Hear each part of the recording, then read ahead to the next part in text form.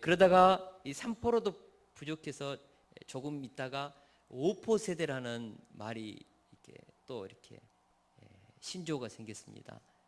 3포 세대에다가 결혼, 직장, 연애, 여기에다가 두 가지. 그게 뭐죠? 직장을 포기하고 그리고 인간관계를 포기한다. 그래서 5포 세대, 내 집 마련과 대인관계 포기하는 세대. 그러다가요 조금 있다가 또다시 이 7포 세대란 말이 또 생겼습니다. 7포 세대, 거기에다가 꿈과 희망까지 포기한 세대. 그리고요 최근에는요 M4 세대란 말이 또 유행하고 있습니다. M4 세대, 내이처럴 넘버, 자연수입니다. n에다가는 어떤 수를 이렇게 넣어도 되는, 다시 말하면은 모든 것을 포기한 세대입니다. 여러분, 이런 말들이 지금 우리 세대에 막 신조가 생기고 업그레이드 돼가지고 이제는 3포에서 M4 세대까지 왔습니다. 이런 말을 들으면 어떤 생각이 드십니까? 야, 정말 우리가 살아가는 이 시대가 어렵구나. 우리 사회 어디를 둘러봐도 절망의 한숨과 탄식이 터져 나오지 않는 곳이 없습니다. 우리는 지금 절망을 이길 수 있는 단 한 줄의 희망의 빛도 보이지 않는, 어떻게 보면 이 절망의 먹구름에 가려서 절망의 늪지대에서 산다는 느낌이 들어요. 한국은 OECD 국가들 중에서 12년째 자살률 1위입니다. 한국통계청에 의하면, 정확하게 나온 자료에 의하면 2013년 한 해 동안 14,427명이 스스로 자살해서 목숨을 끊었습니다. 한 달에 39.5명이 죽습니다. 그러니까 관광버스로 40인승 관광버스 한 대가 매일 이렇게 한 대 탄 사람들이 사라지는 것입니다. 그것도 자살로. 참으로 절망에 유혹하는 시대. 그래서 그 절망에 유혹당해서 스스로 목숨을 끊어도 나 같아도 그렇게 했을 것이다. 이 절망에 동조하는 그런 시대, 그런 시대에 우리가 지금 살고 있습니다. 어떻게 보면 우리는 지금 절망의 늪지대에 빠져서 다 같이 이렇게 허우적거리며 살고 있는 것 같아요. 이런 M4 세대라는 말을 들으면 참 마음이 답답하지요. 그러나 저는 우리 그리스도인은 아무리 절대 절망의 먹구름이 드리워져 있다 할지라도, 설령 우리가 절망의 그 늪지대에서 함께 허우적거리며 살고 있다 할지라도 우리는 절망에 동의할 수 없고 절망의 그 분위기 속에 빠질 수 없습니다. 왜냐하면 우리는 그리스도인이기 때문입니다. 우리 하나님은 절망의 하나님이 아니라 희망의 하나님이 되시기 때문에 그렇습니다. 할렐루야. 여러분, 성경 66권을 읽어보십시오. 절망하라는 말이 어디 있습니까? 눈을 씻고 한번 찾아보십시오. 출애굽기 14장 13절에 보면 하나님은 뒤에는 바로의 군대가 추격해오고 앞에는 홍해 바다가 넘실거리는 그 홍해 바다 앞에서 불평하고 원망하고 우리는 죽었다 하는 이스라엘 백성들에게 모세를 통하여서 네가 가지고 있는 지팡이를 들어 올려라. 그렇게 해서 홍해 바다를 갈라서 이스라엘 백성들을 끄집어냈습니다. 구출해냈습니다. 이 하나님은 오늘 우리들 앞에 가로막고 있는 절대의 이 절망의 바다도 저는 가를 수 있다고 믿습니다. 하나님은 가나안 정복 전쟁을 앞두고 굉장히 두려워하는 여호수아에게 찾아오셨습니다. 위대한 지도자 모세는 죽었고요, 그 가나안에 있는 높은 성읍, 장대한 안악 자손들, 그들이 가지고 있는 최신 병거들, 이길 수 없는 싸움 앞에서 여호수아는 두렵고 떨었습니다. 이때 하나님께서 여호수아에게 찾아오셔서 말씀하셨습니다. 내가 내게 명령한 것이 아니냐. 강하고 담대하라. 두려워하지 말며 놀라지 말라. 내가 어디로 가든지 내 하나님 여호와께서 너와 함께 하시느니라. 강하라, 담대하라, 두려워하지 말라, 놀라지 말라. 내가 너와 함께 한다. 하나님이 함께 하신다는 것입니다. 우리 하나님 살아계십니다. 그래서 여호수아는 이 하나님의 말씀 붙잡고 가나안 정복 전쟁에서 백전백승했습니다. 요단강이 갈리고 여리고가 기도의 함성을 외치며 무너지고, 우리가 잘 아는 태양과 달이 아얄론 골짜기 기브온 위에 머무르고 막 이런 일들이 일어났지 않습니까? 우리 인생 가운데도 여호수아 같은 백전백승의 인생이 펼쳐질 수 있다고 믿습니다. 우리가 여호수아 같은 믿음이 있다면요. 할렐루야.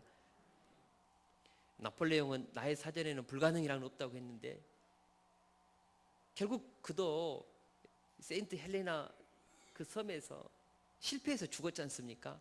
진짜 저는 우리 그리스도인들의 사전에는 불가능은 없다, 절망은 없다. 하나님의 말씀의 책인 성경에는 불가능이란 없다, 절망하라는 말은 없다. 이것이 우리 그리스도인들의 인생이다. 우리가 확신해야 된다고 봅니다. 저는 어렵고 힘든 마음이 나를 짓누를 때는 항상 이사야서 43장 1절에서 3절의 말씀을 읽고 묵상합니다.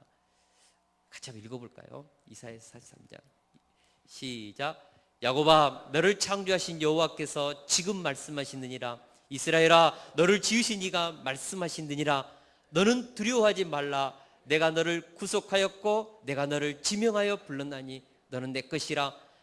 내가 물 가운데로 지날 때에 내가 너와 함께 할 것이라. 강을 건널 때에 물이 너를 침몰하지 못할 것이며 내가 불 가운데로 지날 때에 타지도 아니할 것이요 불꽃이 너를 사르지도 못하리니 대저 나는 여호와 내 하나님이요 이스라엘의 거룩한 이요 내 구원자임이라. 아멘. 제가 이 말을 이렇게 힘들 때는 묵상하면 그 절망이 탁 드리워져 있다가요, 이 말씀을 묵상하고 선포하면요, 그 내면 깊은 곳에서 태양이 막 떠오릅니다. 희망의 태양이. 저는 이 말씀을 묵상하면서 항상 너는 내 것이라는 하나님의 그 음성, 너는 내 자녀라. 하나님께서 출애굽하는 이스라엘 백성들에게 출애굽기 4장에 보면은 너희들은 내 아들 내 장자라고 하지 않습니까? 하나님께서 우리를 너는 내 것이다, 내 자녀라, 너는 내 아들 내 장자라, 하나님 나라의 황공주 황태자라고 하나님께서 우리를 지명하여서 택하여서 불렀습니다. 우리의 신분이 하나님의 자녀입니다. 우리의 신분이 하나님의 자녀입니다. 황공주 황태자라고요. 그래서 우리는 물 가운데로 지날 때에도, 강을 건널 때에도, 불 가운데 지날 때도 우리를 해치지 못합니다. 우리가 이 믿음이 있어야 합니다. 누구보다도 이런 믿음을 가지고 하늘 아버지를 신실하게 신뢰했던 믿음의 거장 요한 웨슬리가 외쳤던 말입니다.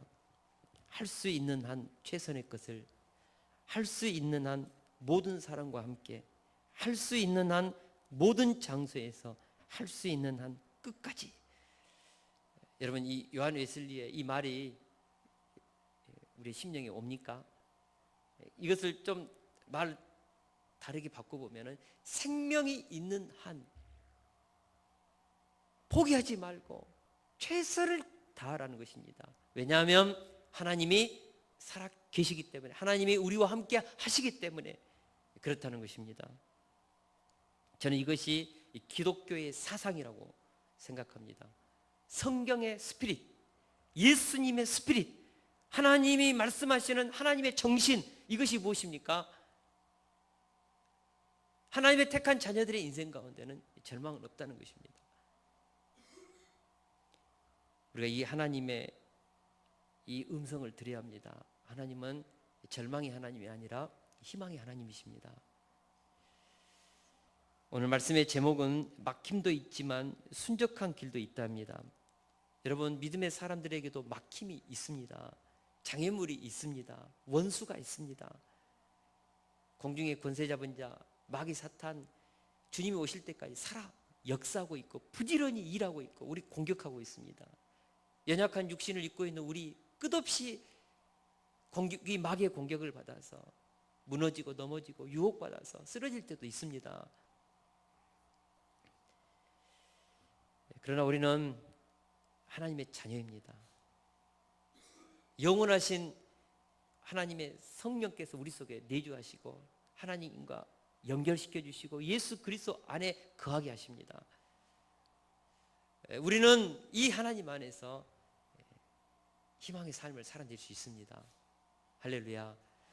우리가 로마로 가는 바울의 그 로마 여행 한번 다시 한번 우리 묵상해 보기를 원합니다.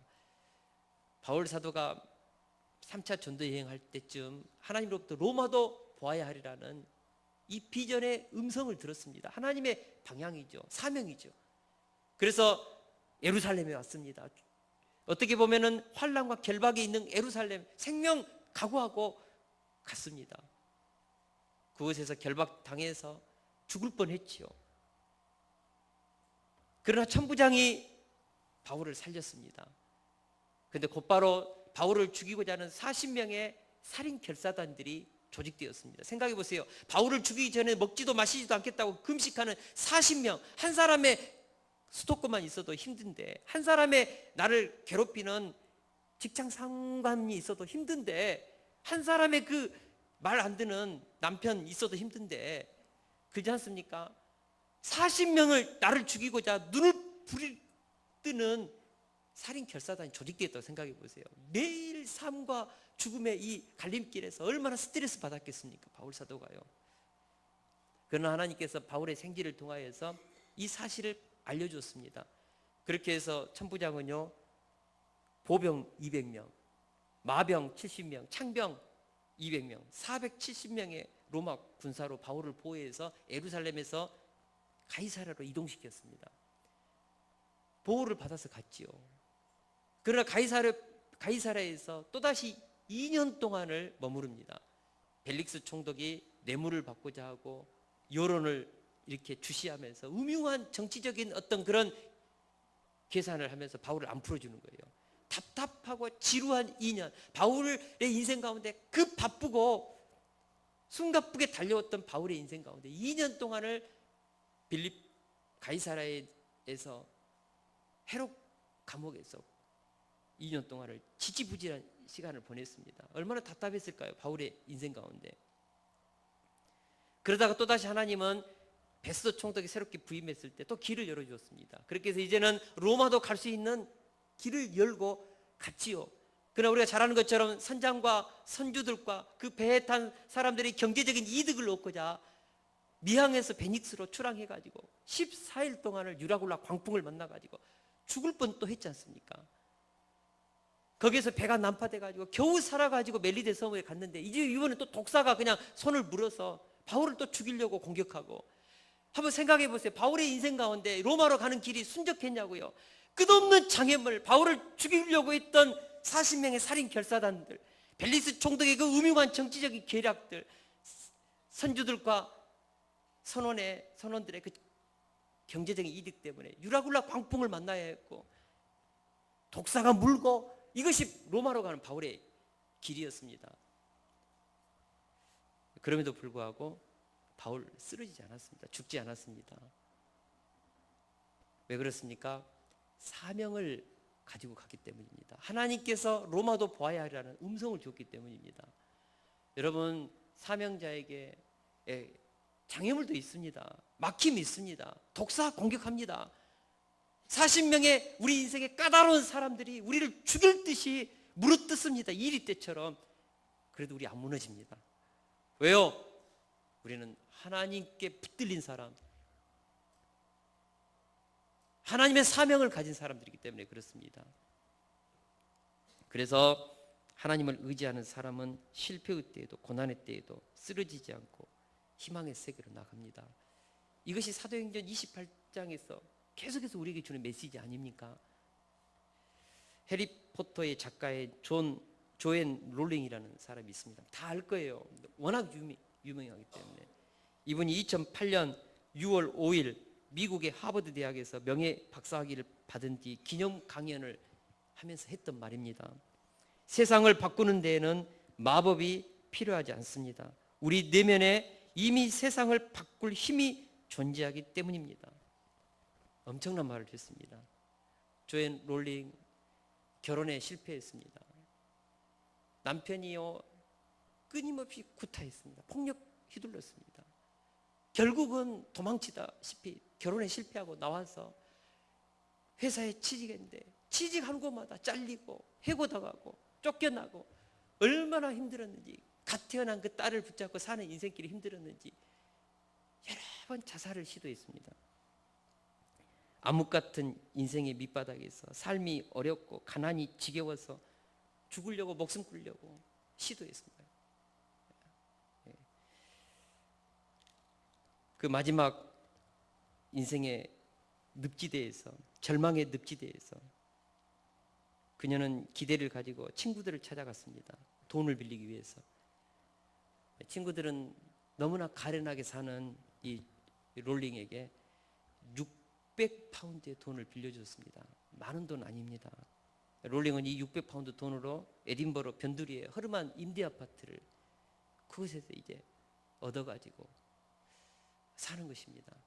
정부에서 생활보조금 11만 원 받으면서 태어난 그 아이들 키우면서 그 칙칙하고 어두운 환경에서 절망과 우울증과 싸우면서 써 내려갔던 소설이 해리포터입니다. 해리포터. 이것이 대박을 친 것이죠. 그녀의 재산이 1조 원이 넘는다고 하니까요. 가장 인생의 그 절망의 밑바닥에서 이분이 극복하고 나서 했던 말입니다. 실패보다 더 무서운 것은 실패를 진정한 실패로 여기는 실패의식입니다 라고 했습니다. 그러니까 이 롤링이 가장 자기 인생 가운데 어려웠던 것은 실패의식이라고 했습니다. 그런데 그는 이 실패의식을 이겨냈습니다. 하나님은, 저는 이분이 예수님을 깊이 있게 믿는 신앙인지 아닌지 모르겠어요. 근데 하나님은 우리 인간에게 하나님의 형상을 부여했습니다. 우리의 그 내면에는 하나님이 우리에게 주시는 위대한 창조적인 영성이 있습니다. 그래서 예수를 믿지 않고 타락한 사람에게도 이 엄청난 인간 속에 감춰진 내면 속에 있는 창조적 힘이 있다고요. 그래서 이것을 발견한 사람은 예수 믿지 않아도 이 파편적으로 남아있는 이 하나님의 형상만 가지고도 기적의 인생 살 수 있습니다. 생각해 보세요. 왜 사람들이 그렇게 함부로 살까? 하나님이 우리 인간을 창조했을 때 부여주신 그 어마어마한 하나님의 형상, 신의 성품 속에 잠재된 이 능력을 모르기 때문에 그렇습니다. 마귀에게 다 빼앗겼습니다. 공격당하고 쪼잔하다, 비난하고 정죄하고. 그래서 우리는 그 정죄 속에서 우리가 얼마나 메뚜기처럼 작아지는지 모릅니다. 그러나 우리는 예수 그리스도 안에서 우리는 하나님을 만났고 하나님을 아버지라 칭하고 하나님의 자녀가 되었습니다. 우리 속에 하나님의 형상이 회복되었습니다. 하늘의 모든 능력을 가지고 하나님의 부요함을 가지고 오신 예수 그리스도께서 우리를 하나님의 자녀로 회복시켜 줬다니까요. 하나님께서 우리를 너는 내 자녀라, 내 아들이라, 내 장자라, 하나님의 나라의 황공주 황태자라, 우리를 하나님의 자녀의 신분으로 인쳐줬습니다. 성령으로 인쳐줬습니다. 죽을 때까지 성령이 떠나지 않습니다. 이 엄청난 우리 내면에 하나님이 부여주신 힘이 있다고요. 파편된 신의 성품을 가지고도 기적의 인생을 일으키는데 예수 그리스도 영접하고 하나님 우리에게 주시는 하늘의 모든 부유한 신의 성품을 회복시킴을 받은 우리 그리스도인들이 기적의 인생을 못 살면 여러분 바보죠, 바보. 우리는 하나님 우리에게 주시는 믿음의 힘, 기도의 힘, 예배의 힘, 찬양의 힘 가지고 조앤 롤링이 살았던 인생보다도 저는 100배, 1000배, 만배의 위대한 인생을, 아름다운 인생을, 가치 있는 인생을 살아낼 수 있어야 한다고 믿습니다. 하나님을 믿는 믿음의 사람들에게 진정으로 필요한 것은 하나님이 주신 믿음의 힘을 사용하는 것입니다. 바울 사도는 내게 능력 주신 자 안에서 내가 모든 것을 할 수 있다고 했습니다. 생각해 보세요. 내게 능력 주시는 자 안에서 내가 모든 것을 할 수 있다. 이게 바울의 가치관이고 바울의 마음에 있는 그의 스피릿입니다. 그래서 바울 사도는 능력 주신 자 안에서 우리가 바울 사도의 인생을 읽어보면 어떻게 인간이 저런 인생을 살 수 있었는가? 위대한 인생을 살아내지 않습니까? 내게 능력 주신 자 안에서 우리는 모든 것을 할 수 있습니다. 다윗은 하나님과 함께 동행하고 있음을 날마다 믿었고 체험했던 다윗은 시편 23편에서 노래하기를 내가 사망의 음침한 골짜기를 다닐지라도 해를 두려워하지 않는다고 했습니다. 이유가 무엇입니까? 주께서 나와 함께 하십니다. 하나님이 나와 함께 하십니다. 하나님이 나와 함께 한다면 사망의 음침한 골짜기, 절망의 그 늪지대에서도 우리는 하나님의 희망의 빛 안에서 우리는 살아서 희망의 언덕으로 올라서 우리는 뛸 수 있습니다. 저는 그것을 믿습니다. 여러분, 하나님 우리에게 주신 이 어마어마한 믿음의 능력, 하나님 우리에게 주신 복음의 능력 믿습니까? 우리 예수님께서 누가복음 10장에 보니까 내가 너희들에게 제자들에게 뱀과 정갈을 밟을 수 있는 힘을 줬다고 했지 않습니까? 뱀과 정갈이 무엇입니까? 공중의 권세 잡은 자 마귀 사탄을 발로 밟을 수 있는 힘, 능력 줬다고 했습니다. 그래서 우리가 어떤 원수가 우리는 원수의 능력을 제압할 수 있는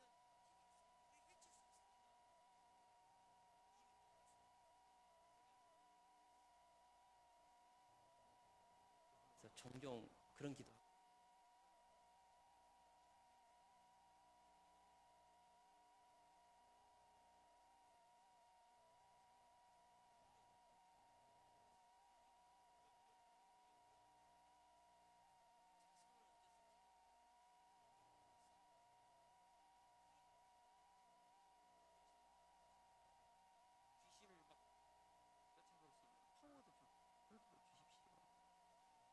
그 메뚜기 의식을 가지고 기도하면 어쩔 때 제 가슴속에 탁 치는 음성이 있었습니다.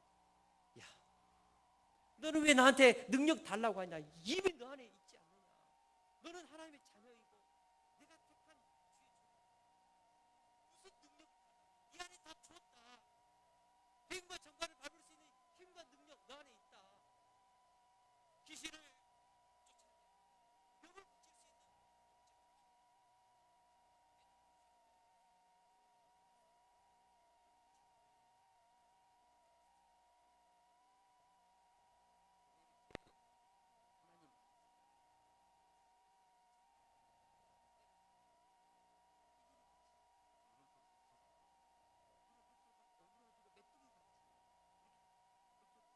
그런 그 비참한 의식 속에서 저는 죄인입니다.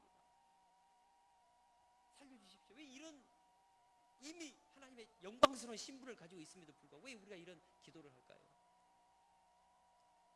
믿음이 없기 때문에 그렇고 마귀가 우리의 신분을 가리워서 우리를 공격하기 때문에 그렇습니다. 우리에게 필요한 것은 무엇입니까? 우리 신분에 눈을 뜨는 것입니다. 하나님이 내 속에 주었던 그 능력에 대해서 눈을 뜨는 것입니다. 할렐루야. 할렐루야. 아멘. 그래서 제가 믿음이 없음을 깨닫고 많이 회개했습니다. 우리는 믿음의 능력, 기도의 능력을 사용할 때 어떤 절망도 그 어떤 환난도 넉넉히 이길 수 있습니다. 사도 바울처럼 우리는 나아갈 수 있습니다. 우리 28장에서 28장 11절에서 14절 말씀을 같이 한번 읽어보겠습니다. 28장 11절에서 14절 말씀입니다. 시작. 석 달 후에 우리가 그 섬에서 겨울을 난 알렉산드리아 배를 타고 떠나니 그 배의 머리 장식은 디오스구로라. 수라구사에 대고 사흘을 있다가 거기서 둘러가서 레기온에 이르러 하루를 지낸 후 남풍이 일어나므로 이튿날 보디올에 이르러 거기서 형제들을 만나 그들의 청함을 받아 이레를 함께 머무니라. 그래서 우리는 이와 같이 로마로 가니라. 아멘. 바울이 가는 로마행 가운데 끝없는 장애물, 막힘도 있었습니다. 그러나 오늘 본문에 보니까 막힘도 있었지만은 순적한 길도 이제 후반부에서는 열리는 것입니다. 우리 지도 한번 볼까요? 지도. 바울이 멜리데 섬에서, 그죠? 제가 한번 보겠습니다. 자, 멜리데 섬이 어디죠? 자, 여기입니다. 멜리데 섬에서 수라구사까지 100km 정도 됩니다. 자, 멜리데 섬에서 3개월 동안을 머물다가 수라구사로 가는데 순적하게 갔습니다. 자, 이곳에서 3일을 머물고 다시 배를 타고 어디로 갑니까? 레기온으로 갑니다. 레기온. 여기까지 가서 레기온에서 하루를 머물고 남풍이 불어서 레기온에서 여기까지, 여기 어디죠? 본문에 보니까 로마로 가는 첫 땅입니다. 항구입니다. 여기까지 약 370km입니다. 370km인데 여기에서 7일을 머무릅니다. 이틀 만에 갔다고 했습니다.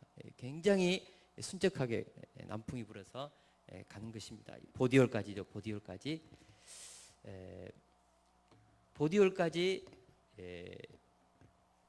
이틀 만에 도착해가지고요. 보디올에서 7일을 머뭅니다. 7일 동안. 근데 오늘 본문에 보니까 거기에 누가 찾아왔습니까? 그곳에 있었던 성도들, 형제들이 찾아왔습니다. 그렇게 해서 바울과 교제하고 위로를 얻고 격려를 받고 힘을 얻었습니다. 바울이 큰 힘을 덧입어 가지고 이제는 로마까지 200km, 성인 남자는 약 5일 거리입니다. 그 길을 향하여 힘있게 가는 것입니다. 힘있게 가다가 보니까 아비오 광장에 이르렀습니다. 아비오 광장에 이르렀는데 로마에 있는 형제 자매들이, 노사도 바울이 로마로 입성한다는 말을 듣고 거기까지 찾아왔습니다. 70km나 되는 그곳에 걸어서 거기까지 찾아와 가지고 바울을 격려하고 지지하고 끌어안고 울면서 바울을 위로했습니다.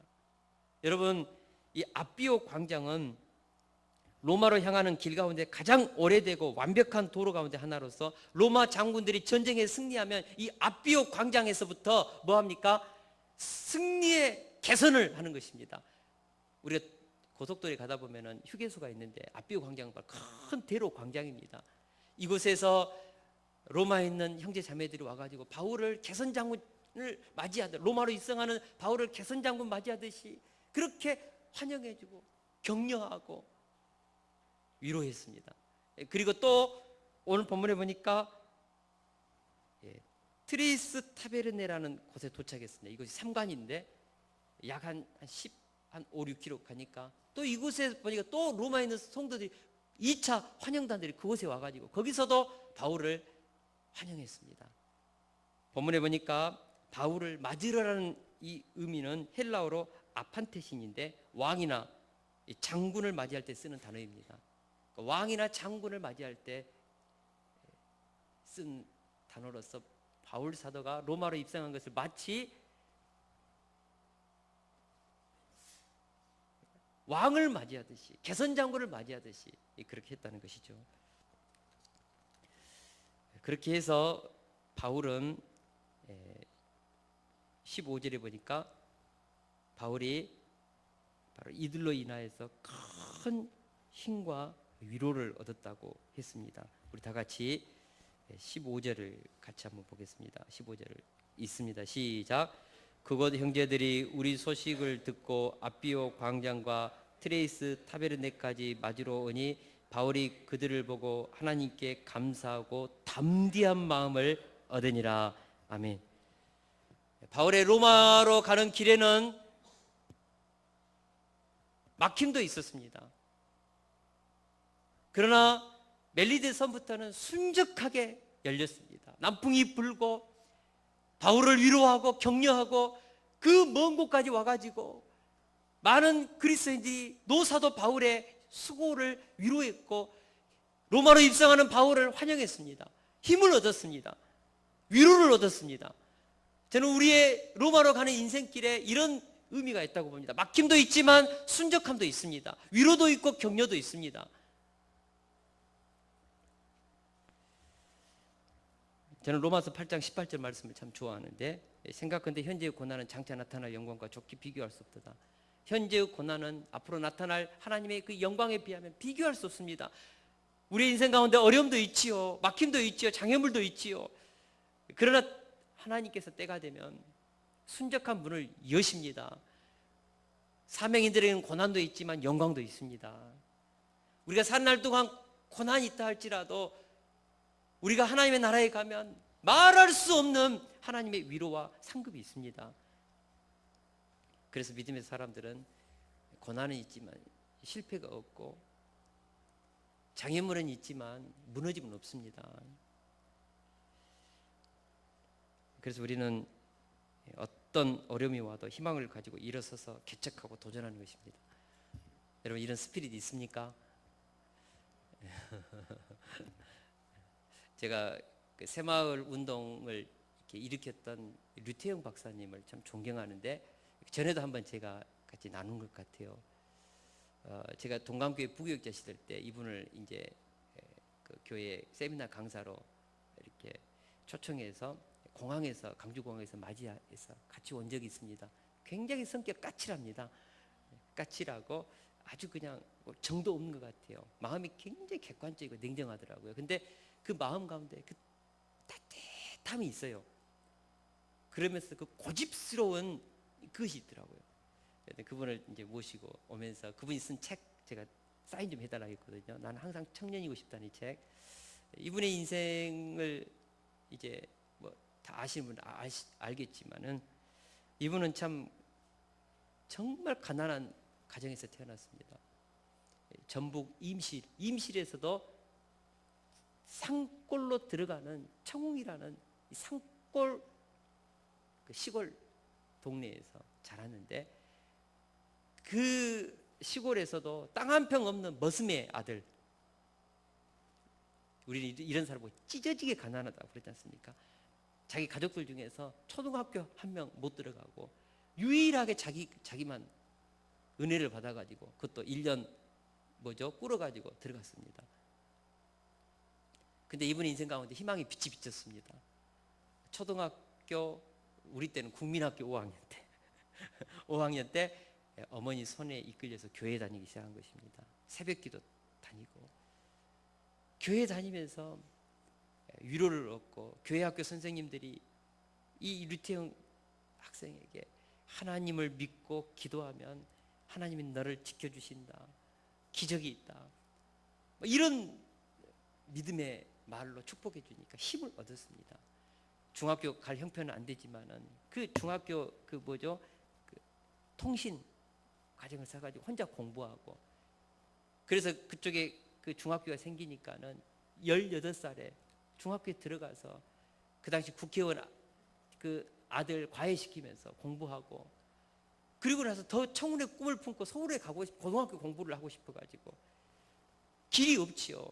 어느 날 목사님 찾아가서 하나님 말씀을 달라고 하니까 빌립보서 4장 13절 내게 능력 주신 자 안에서 내가 모든 것을 할 수 있다. 이 말씀 붙잡고 어머님이 그 쌀한가마니 판 돈 가지고 무작정 서울에 상경해가지고 고등학교 찾아가서 입학시켜달라고 이미 입학시즌 끝났는데 교무처장님이 안 된다고 쫓아내니까 교장 선생님 만나가지고 자기 사정 얘기하고 자기는 공부해야 된다고 비전이 있다고 농촌을 살리는 꿈이 있다고 감동해가지고 입학 허가 받아냈습니다. 그러면서 구두 닦기 하고 신문팔이 하고 아이스 깨끼 장사하고 그 추운 겨울 한강이 올 때는 너무 추우니까 잠 못 자고 혼자 그냥 발을 동동거리면서 방 안에 서성거리다가 새벽 종소리 나면 교회 가서 새벽 기도하고 거기서 그냥 온기 받고 햇빛 비치면 그 교회 담벼락에서 몸 풀고 하루를 뛰고 하나님께 기도하면서 그렇게 고등학교 졸업하고 대학까지 졸업하고 그러면서 하나님께 품었던 비전 자기는 한국 농촌 가난한 그 찢어진 그 가난한 농촌을 어쩌든지 살려보겠다는 마음을 품고 유학에 대한 기도를 해서 새벽 기도하면서 13년 동안은 하나님께서 어느 날 기도하는데 영감을 줬습니다. 덴마크 그 당시 국교도 수교되지 않는 그 나라에 갈 수 있는 방법을 구하는데 야 덴마크 국왕 프레드릭 9세한테 편지 써라. 주소도 모르는데 가장 높으신 그분한테 편지 써가지고 보냈습니다. 막 영어 사전 써가지고 서툰 영어로 40일 만에 답장이 왔습니다. 네가 원하는 곳 원하는 시간 원하는 대학에서 공부할 수 있다. 기적적으로 덴마크 가가지고 그곳에서 공부하고 돌아와서 박정희 대통령 도움해서 새마을운동 일으키고 또다시 1973년에 37살에 히브리 이스라엘에 또 가가지고 히브리 대학에서 공부해가지고 5년 2개월 만에 박사학위 받고 동양인 최초로 히브리 대학 벤구리온 대학에서 교수하고 다시 한국에 와서 농촌운동하면서 건국대학교 부총장까지 하시는 입지적인 인물입니다. 이분이 했던 말입니다. 하나님을 경외하고 꿈을 가지고 기도에 힘쓰는 것이 형통의 비결이었다. 하나님을 경외하고 꿈을 가지고 기도한 것이 형통의 비결이었다. 우리가 하나님을 경외하는 사람들에게요, 하나님이 우리에게 주시는 어마어마한 은혜와 하나님이 부어주시는 능력이 있습니다. 그래서 하나님을 경외하는 사람들에게, 기도하는 사람들에게 예배 속에서 하나님과 연결된 심령들 가운데 저는 놀라운 하나님의 만지심이 있다고 믿습니다. 염세주의자는 바람에 대해서 불평합니다. 왜 이렇게 바람이 부냐고, 항해하지 못하게 바람이 부냐고. 낙관주의자는 바람의 방향이 바뀌기를 기다린다. 언젠가는 바뀌겠지, 기다리죠. 그러나 믿음의 사람은 배의 탓을 조절합니다. 믿음의 사람은 운명을 개척하는 사람이고 절망의 환경을 극복하고 희망의 열매를 만들어내는 사람이라고 믿습니다. 제가 이렇게 하나님의 말씀을 묵상하고 연구하면서 승리의 인생을 사는 비결이 뭘까? 바울 사도를 이렇게 쭉 묵상하면서 곰곰이 생각해 봅니다. 제 가운데 답이 나왔거든요. 저는 그것이 바로 우리의 사고 구조를 바꾸는 것, 인식 구조를 바꾸는 거라고 봅니다. 생각이 바뀐 사람의 특징은 언어에서 희망의 언어, 생명의 언어를 선포합니다. 우리 인생에 있어서 가장 우리의 삶을 파괴하는 주 요소가 뭘까요? 무능력이 아닙니다. 인간 조건, 환경이 아니고 처지가 아닙니다. 뭘까요? 우리의 사고.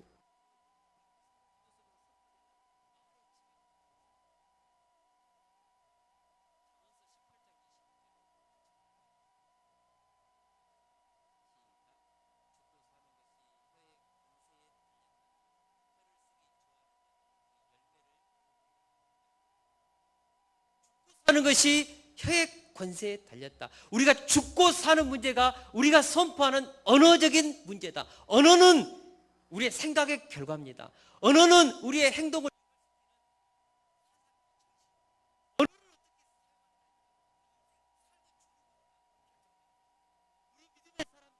언어를, 희망의 언어, 믿음의 언어, 생명의 언어, 하나님 우리에게 주시는 능력의 언어를 우리는 선포해야 한다고 믿습니다. 우리가 선포하면 이 언어는 우리 뇌가 듣고 세포가 인식합니다. 그래서 언어가 살리기도 하고 죽이기도 합니다. 죽겠다고 생각하고 안 된다고 이렇게 선포하고 그러면 메뚜기가 되는 거예요. 메뚜기식이 되는 것입니다. 하나님께서 내 귀에 들린 대로 이스라엘 백성들을 그렇게 하겠다고 했습니다. 우리가 참 중요한 것이 저는 이 혀의 언어라고 봅니다. 이 언어를 어떻게 내가 선포할 것인가? 우리 믿음의 사람들은 생명의 언어를 선포해야 합니다. 왜요? 하나님이 살아계시기 때문에 그렇습니다. 마틴 루터가 종교개혁하다가 너무 지쳐가지고 이 마틴 루터가요, 한 번은 그냥 끙끙 앓았습니다. 되는 것도 없고 막히고 절망스러운 환경 속에서 끙끙 앓아서 며칠 동안 방에 안 나오고 있으니까요, 그의 아내 카테리나 폰 보라가 하루는 옆방에서 막 엉엉 우는 것입니다. 깜짝 놀라가지고 무슨 일이냐고, 아내가 상복을 입고 큰 상복을 입고 슬퍼하면서 아마 조선시대 같은 머리를 헤쳐 풀고 막 울고 있으니까 막 눈이 휘둥그레. 누구 돌아가셨냐고. 이때 폰 보라가 마틴 루터에게 그랬습니다. 당신의 얼굴을 보니까, 당신이 방구석에서 그렇게 처박혀가지고 절망하는 것을 보니까 당신의 하나님이 죽은 것 같아서, 당신의 하나님 사망한 것 같아서 내가 슬퍼서 울고 있다고. 이 말을 루터가 듣고 한 대 얻어맞고, 살아계신 하나님, 자기를 택하신, 지명하여 불러내신 그 하나님 다시 붙잡고 마무리하지 못했던 종교 계획을 향하여 다시 일어서서 담대하게 나갔습니다. 그렇게 해서 오늘 우리 개신교가 힘있게 역사의 한 물줄기를 타고 흘렀지 않습니까? 여러분, 하나님 돌아가시지 않았습니다. 우리를 부르시고 우리를 인도하시고 계신 그 하나님 살아계십니다. 여러분, 이 하나님을 우리의 아버지로 우리 모시고 있지 않습니까? 결론을 맺겠습니다. 저는 지금은 하지 않지만 예전에는 내가 너무너무 힘들고 어떨 때는 막 영적으로 다운되면요, 가끔가다 하는 버릇이 있습니다. 제 머리에 제 스스로 손을 얹고 저를 축복했습니다. 성철아, 너는 하나님의 자녀다. 너는 축복의 통로고 기적의 통로다. 너를 통해 하나님 영광 받으신다. 힘내자. 막 저를 막 축복하면서 안수하면서 기도했다니까요. 힘들 때는. 여러분, 이렇게 탁 이렇게 스스로를 축복하고 안수하고 할 때, 얼마나 나를 격려하고 할 때 힘이 나는지 모릅니다. 저는 우리가 어렵고 힘들 때 있지요. 왜 없습니까? 까다로운 사람 있지요. 그러나 우리 인생 가운데 다윗의 인생을 성공시키고 다윗의 인생을 유대케 한 가장 큰 공로자가 누군지 아세요? 사울입니다. 사울.